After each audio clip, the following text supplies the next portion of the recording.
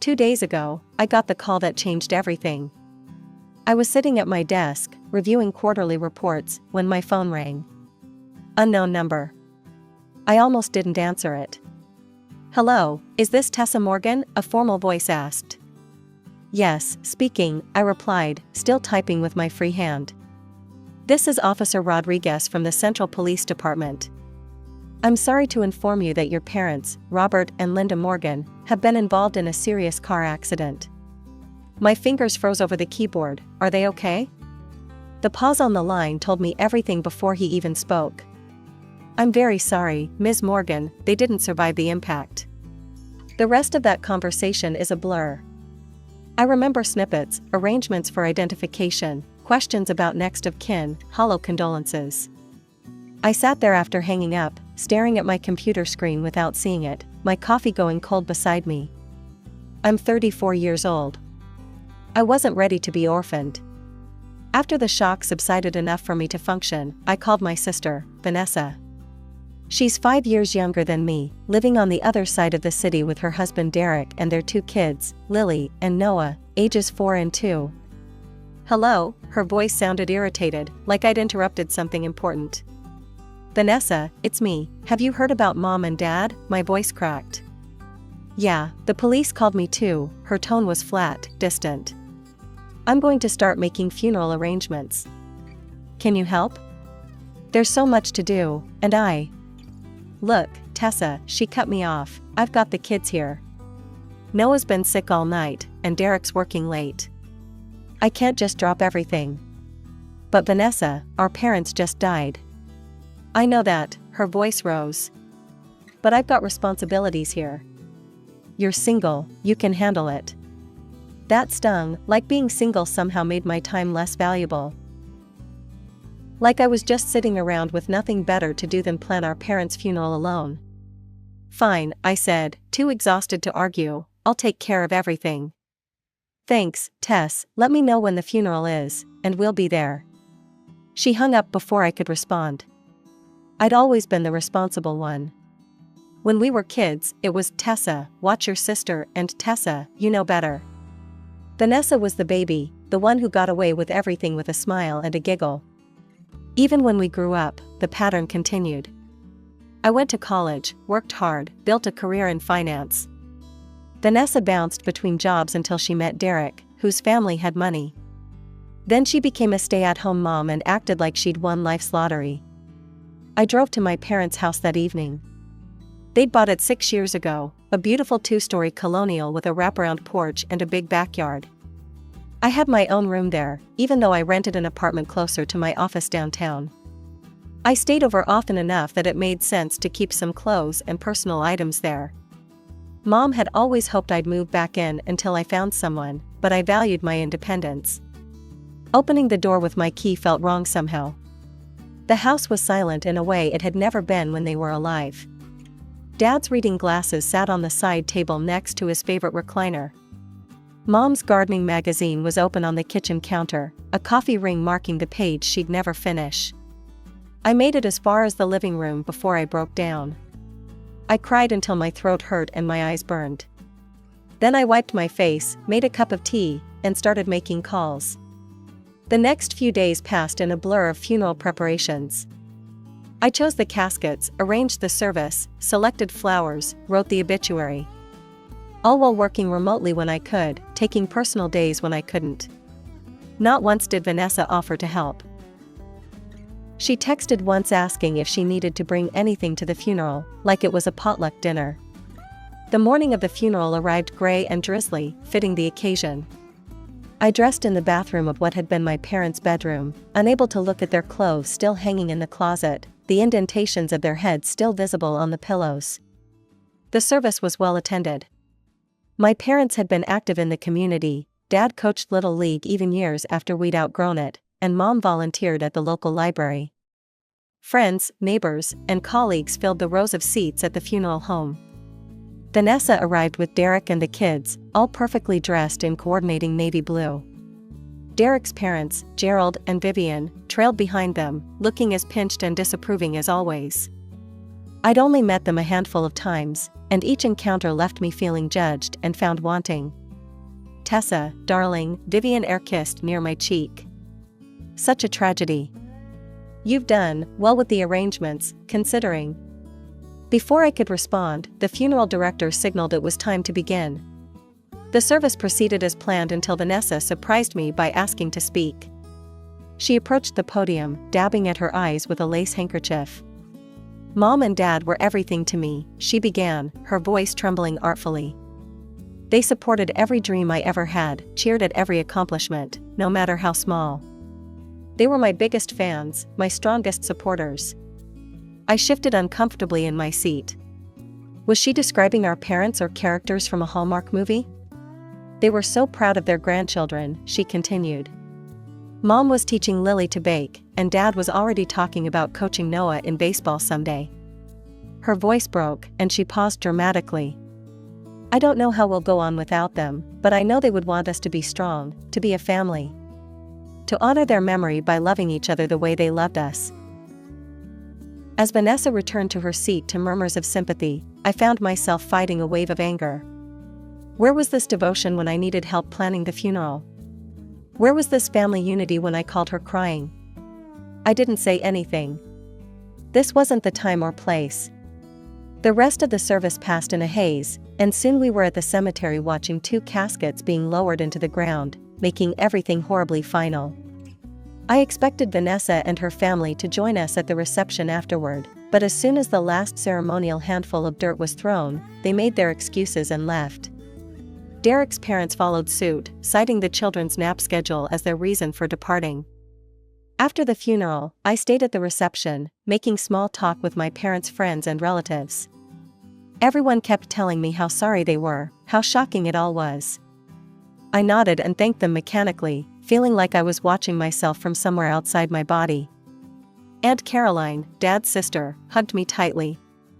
"Your father would be proud of how you're handling everything, Tessa. Are you staying at their house?" "For now," I said. "I need to go through their things eventually, but I'm not ready yet." It was nearly evening by the time the last guests left. I cleaned up with the help of a few close family friends, then drove back to my parents' house. As I turned onto their street, something seemed off. There were cars in the driveway, cars I recognized. Vanessa's SUV, Derek's sleek sports car, and his parents' luxury sedan. My stomach tightened as I parked on the street. Walking toward the house, I noticed several large black garbage bags piled near the front door. Curious, I peered into one that had fallen open. My clothes, my books. Confused and increasingly angry, I marched up to the door and knocked loudly. After a moment, the door swung open. Vanessa stood there, her expression shifting from surprise to defiance. Behind her, Derek loomed with his arms crossed. In the background, I could see Gerald and Vivian sitting comfortably on the couch, my parents' couch, like they owned the place. "What's going on?" I demanded. "Why are my things outside in garbage bags?" Vanessa stepped forward, blocking the entrance. "We've decided to move in." "You've decided?" I couldn't believe what I was hearing. "What do you mean decided?" "This is our parents' house." "Exactly," Derek's father called from inside. "And everyone knows they loved Vanessa more." I stared at him, stunned by the blatant cruelty of his statement. Vivian nodded in agreement. "They didn't leave a will, did they?" "In cases like this, the property naturally goes to the closest family member. That would be Vanessa, with her children. Your parents' grandchildren." "That's not how inheritance works," I sputtered, "and this is still fresh. We haven't even begun to deal with their estate." "We need a place to live," Vanessa said flatly. "The lease on our apartment is up, and this house has plenty of room for the kids." "It makes sense." "What about me?" I asked. "I've been staying here." "You have your own apartment," Derek said dismissively. "You don't need this house." I looked from face to face, seeing nothing but entitlement and disdain. Exhaustion washed over me. I'd just buried my parents. I couldn't fight this battle tonight. "Fine," I said, my voice hollow. "I'll take my things for now, but this isn't over." As I gathered the garbage bags and loaded them into my car, I overheard them through the open windows, already planning a housewarming party in 2 weeks. Celebrating in my parents' house while they were barely cold in their graves. The drive back to my apartment was a blur of tears and rage. I carried the bags up to my one-bedroom place and started unpacking, discovering that they'd thrown out more than just my personal belongings. They'd bagged up family photo albums, probably dismissing them as clutter. I sat on my floor, flipping through the pages. A pattern emerged that I'd noticed but never fully acknowledged before. Photo after photo of Vanessa, birthdays, dance recitals, graduations. Pages dedicated to her wedding and the births of her children. And me? A school portrait here, a graduation photo there. Always on the periphery, never the center. Gerald's words echoed in my mind, everyone knows they loved Vanessa more. He wasn't wrong. Our parents had always favored her. The baby, the pretty one, the one who needed more help, more attention, more everything. I'd accepted it long ago, throwing myself into school and then my career, building a life that didn't depend on their approval. What Vanessa didn't know, what none of them knew, was that 6 years ago, when my parents found their dream house, they couldn't qualify for the mortgage. Their credit wasn't good enough, and they didn't have enough savings for the down payment. So I stepped in. I bought the house under my name, took out the mortgage, and let them live there. We agreed to keep it quiet. My parents were embarrassed about their financial situation and didn't want anyone to know. For the first time since receiving that terrible phone call, I smiled. I could picture the look on my sister's face when she learned the truth. But I didn't want to just tell her, I wanted to make a statement. The housewarming party in 2 weeks would be the perfect opportunity. The next morning, I called my friend Rachel, who happened to be a real estate attorney. I need your help, I said after explaining the situation. My sister has illegally occupied my house. There was a rustling of papers as Rachel took notes. And your sister moved in without permission? Threw my stuff out in garbage bags, I confirmed. That's illegal entry and potential property damage, Rachel said. The law is clearly on your side. You could have them removed immediately if you wanted. I considered this. Actually, I have a better idea. Can you draw up an official eviction notice? I want to give them exactly 7 days to vacate the premises. After meeting with Rachel and getting the papers in order, I received an unexpected call from Aunt Caroline. Tessa, did you know your sister is throwing a housewarming party at your parents' house next weekend? She sounded outraged. It's disgraceful. The funeral was just days ago. I know, I said. Actually, I'd like you to go to that party. What? Why would I support such inappropriate behavior? I smiled into the phone, because I'm planning a surprise. Trust me, you'll want to be there to see it. Aunt Caroline didn't press for details, but she agreed to attend, only because you asked, dear. And because I admit I'm curious about this surprise of yours. I hung up feeling a strange mix of emotions, grief for my parents, anger at my sister, but also a sense of justice about to be served. In 1 week, everything would change. The week leading up to Vanessa's housewarming party crawled by.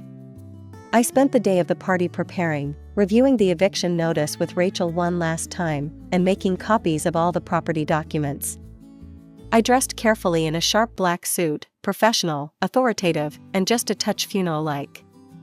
A reminder of our recent loss that Vanessa seemed so eager to forget. At 7 p.m., I drove to my house. The street was lined with cars, and through the windows, I could see the party was already in full swing.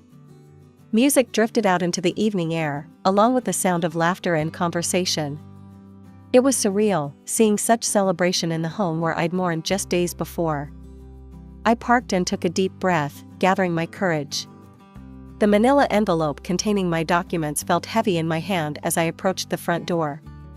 It was propped open to welcome guests, so I walked right in. The living room was crowded with people I mostly didn't recognize, friends of Vanessa and Derek, I assumed, plus his family. A few of my parents' friends and relatives stood in awkward clusters, including Aunt Caroline, who caught my eye from across the room and gave me a subtle nod.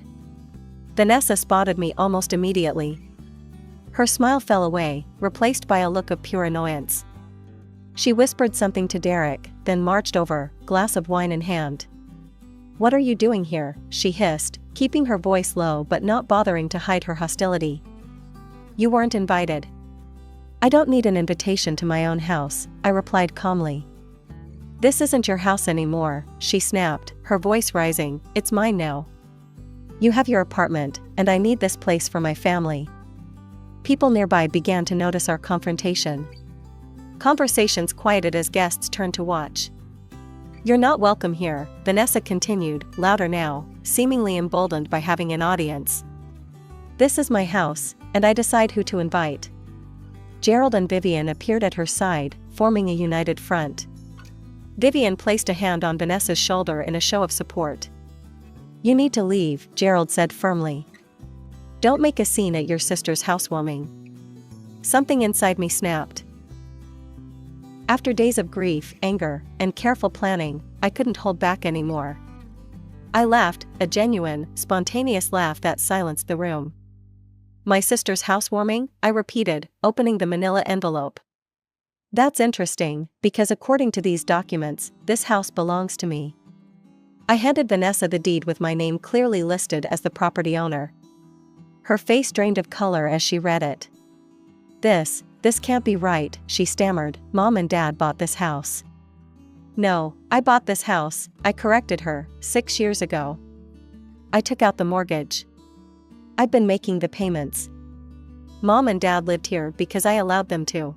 The room had gone completely silent. Everyone was watching, frozen in place like a tableau. "That's not possible," Derek interjected, grabbing the document from Vanessa's hands. "Your parents owned this house." "Check the records if you don't believe me," I replied, my voice steady. "You should have done that before you moved in and threw my things out on the lawn." Vanessa's face cycled through emotions: disbelief, anger, fear. "Why didn't you tell me?" "Why would I countered. "It was between me and our parents. And frankly, after the way you behaved, I'm glad I kept it to myself." I turned to address the room at large. "I'm sorry, everyone, but this party is over. I'm going to have to ask you all to leave my property." People began gathering their belongings, murmuring among themselves. Many shot sympathetic glances my way, while others looked embarrassed to have been caught in the middle of our family drama. Vanessa seemed to realize she was losing control of the situation. "You can't do this," she shouted. "We've already moved in. We gave up our apartment." "That's your problem," I said, pulling out the eviction notice. "Here's a formal eviction notice. You have 7 days to vacate the premises, or I'll involve the police." 7 days? Derek exploded. "That's impossible, we have children." "You should have thought about your children before you illegally occupied my house and threw my belongings into garbage bags," I replied. By now, most of the guests had filed out. Only Aunt Caroline remained, standing quietly near the door. Vanessa snatched the eviction notice from my hand and tore it in half. "This isn't over," she snarled. "You can't just throw us out, we're family." "Family?" I echoed. "Was I family when you refused to help with the funeral? Was I family when you moved in here without even asking me? Was I family when you and your in-laws insulted me and treated me like an intruder?" She had no answer for that. Tears welled in her eyes, whether from genuine emotion or manipulation, I couldn't tell anymore. 7 days, I repeated. "I'll be back with the police if you're still here." I turned and walked out, ignoring her calls after me. Aunt Caroline followed me to my car. "That was quite a surprise," she said, embracing me. "I'm proud of you for standing up for yourself." "Thanks for being here," I replied, suddenly exhausted now that the confrontation was over. As I drove away, I saw Vanessa standing in the doorway, my doorway, watching me go, her expression unreadable in the gathering darkness. For the next week, my phone buzzed constantly with messages from Vanessa. At first, they were angry and threatening. Then they changed to pleading. "We have nowhere to go, the kids love this house already, we'll pay rent, whatever you think is fair, please, Tessa, don't do this to us." I read each one but didn't respond. This wasn't a negotiation. Years of being the responsible one, the understanding one, the one who could be counted on to give in. Those days were over. Rachel advised me to document everything. If they refuse to leave, we'll need evidence for the court, she explained. On the 7th day, I drove to the house with Rachel beside me for legal support. I wasn't sure what to expect. Part of me thought Vanessa might barricade the doors and force a confrontation. Another part wondered if they'd already left, slipping away in the night rather than face me again. What I found was somewhere in between. When we arrived, the front yard was littered with boxes and furniture. A moving truck sat in the driveway, its back doors open as Derek and his father loaded items inside. Vanessa sat on the front steps, watching the children play in the yard as if this were just another moving day, not an eviction. Her eyes were red-rimmed, her hair pulled back in a messy ponytail, a far cry from her usual polished appearance. She saw me approaching and stood up, arms crossed defensively across her chest. "You actually came," she said, her voice flat. "I said I would," I replied simply. We stood in awkward silence, watching as Derek struggled with a heavy dresser. "You know, you didn't have to do it this way," Vanessa finally said. "You could have told me privately, not humiliated me in front of everyone. Like how you didn't humiliate me by throwing my things in garbage bags," I countered. "Or how you didn't ambush me when I was grieving?" She had the grace to look away. "I didn't think of it that way." "That's your problem, Vanessa. You never think about how your actions affect others." Vivian emerged from the house, carrying a box of kitchen items. She saw me and immediately bristled. "I hope you're satisfied," she said coldly. "Forcing a family with small children out of their home, your own sister." "Mom, don't," Vanessa warned, but Vivian was on a roll. "We've had to scramble to find a rental. Do you know how hard that is on such short notice, with 2 children? Your parents would be ashamed." "My parents knew exactly who owned this house," I replied evenly. "And they'd be ashamed that Vanessa didn't even help with their funeral but was quick to claim their home." Vivian opened her mouth to argue, but Derek called her over to help with something in the truck. She gave me one last glare before walking away. "We've almost got everything," Vanessa said quietly once we were alone. "We'll be out in an hour." I nodded. "I'll wait." "You're really going to just stand there and watch us leave?" she asked incredulously. "I'm making sure you don't take anything that isn't yours," I replied. "After all, you've already shown me how much respect you have for other people's property." We fell into silence again, watching as the last pieces of furniture were loaded into the truck. Derek and his parents avoided looking at me as they worked. I could hear them muttering to each other, no doubt about my cruelty and heartlessness. Finally, everything was packed. The children were buckled into car seats, the moving truck was closed up, and only Vanessa remained on the front porch, looking around one last time.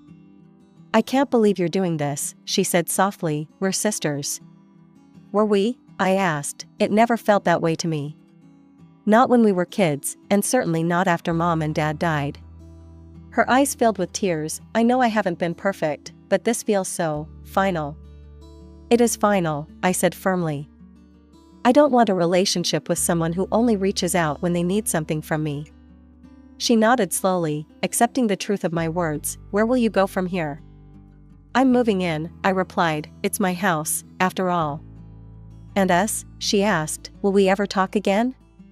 I considered the question. Part of me wanted to slam the door on our relationship forever. But another part remembered us as children, before the favoritism became obvious, when we were just sisters who shared secrets and dreams. "I don't know," I answered honestly. "That depends on you. On whether you can learn to see me as a person, not just a resource." She didn't respond to that, just picked up her last bag and walked to their car. I watched as they drove away, the moving truck following behind. When they turned the corner and disappeared from view, I took a deep breath and turned to face my house.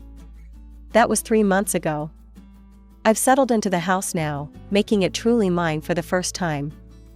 I repainted the walls, rearranged the furniture, and finally went through my parents' things, donating what I couldn't keep. I still miss them terribly. Sometimes I wake up thinking I hear my dad's laugh from the kitchen, or catch a whiff of my mom's perfume in the hallway. Grief comes in waves, as they say. As for Vanessa, we haven't spoken since that day. Aunt Caroline tells me they found a rental house across town. Apparently, Vanessa complains to anyone who will listen about my greed and selfishness. But our other relatives have largely taken my side after learning the full story. Sometimes I wonder if we'll ever repair our relationship. Part of me misses having a sister, even one as complicated as Vanessa. But a larger part of me feels relieved to be free of the emotional manipulation, the constant taking without giving. For now, I'm focusing on healing. On making this house a home. On honoring my parents' memory while building my own life. And for the first time in a long time, I'm putting myself first.